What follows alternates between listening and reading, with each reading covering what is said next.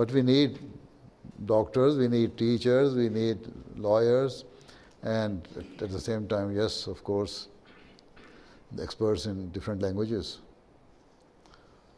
And also, you should ask your Waqf-e-nau, those who have a potential and they are inclined towards any of the worldly services, they should try to join public services of the country after having had their education or degree, graduation.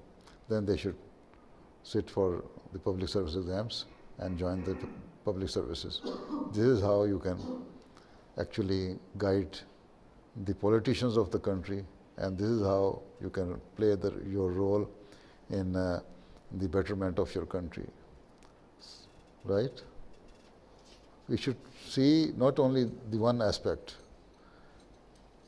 Being an Ahmadi, we should see all the aspects which are involved for the betterment of the Jamaat as well as the country.